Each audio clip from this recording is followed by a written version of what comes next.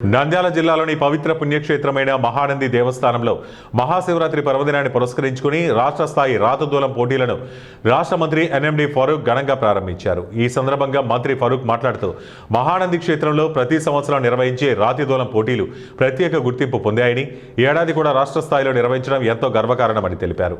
ఈ పోటీలు గ్రామీణ క్రీడలకు ప్రోత్సాహం అందించడమే కాక యువతలో శారీరక దృఢత్వం, సాంప్రదాయాలపై ఆసక్తిని పెంపొందిస్తాయని పేర్కొన్నారు.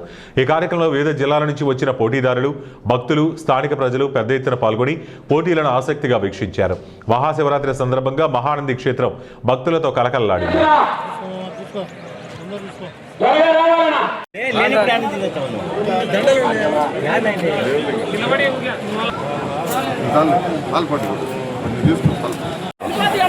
మహాశివరాత్రి పర్వదినాన్ని పురస్కరించుకొని హస్తాలతో ఈ పోటీని ప్రారంభించవలసిందిగా ఆహ్వానిస్తున్నాం. పోలీసు వారు ఎక్కడున్న పక్కన పెట్టుకోవాలి సార్. వారితో సన్మానించి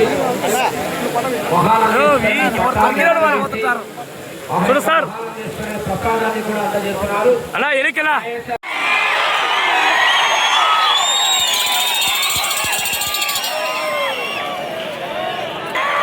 శ్రీ శ్రీ శ్రీ ఓంకార సిద్ధేశ్వర స్వామి ఆశీస్సులతో కోరెడ్డి కేశవరి 30 సంవత్సరాల నుంచి నిర్వర్తిస్తున్న మిత్రుడు ఉప్పల శివనారెడ్డి గారికి, రేవునాథ్ రెడ్డి గారికి కీర్తి చేసిన ఈ కార్యక్రమం మొట్టమొదటిసారిగా 1995-96లో పాపయ్య గారు ఉండేవారు. మేము గెస్ట్ హౌస్లో కూర్చుని అందరం మాట్లాడుకుంటూ ఆయన నుంచి మా దగ్గరికి సార్ రోడ్డు బాగాలేదు, ఆదాయం తగ్గిపోయింది, ఏ ఎంటర్టైన్మెంట్ లేదు, ఎదురు పదాలు బ్యాన్ అయిపోయింది, ఏదన్నా ఆదాయం పెంచే రోజులు చేయండి దయచేసి అని చెప్పి ఆయన అడిగాడు. అప్పుడు మేమందరం కూడా మాట్లాడాం.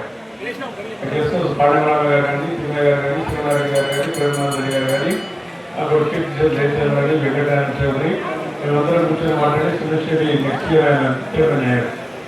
అప్పుడు అందరూ కూడా మాట్లాడి ఏం చేస్తే బాగుంటుందంటే మళ్ళా ఎట్లా పర్యాలు పెడితే బాగుంటుందని చెప్పారు.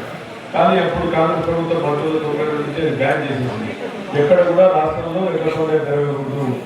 ఎందుకంటే ఈ అనిమల్ ప్రొటెక్షన్ యాక్ట్ ద్వారా జీవహింస చేస్తూ ఉన్నారు, పశువులు ఇష్టం కొడుతూ ఉన్నారు, వారు పశువులు సంరక్షణ చేయాల్సిన అవసరం ఉందని చెప్పి బ్యాన్ చేశారు.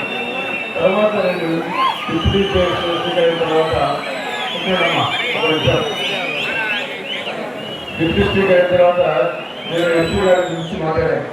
కడంలో ఏం చేస్తే బాగుంటుంది సార్, బ్యాన్ ఉంది, మనం ఏం చేయలేదు, దాని ఏదన్నా ప్రభుత్వం ఉద్యోగం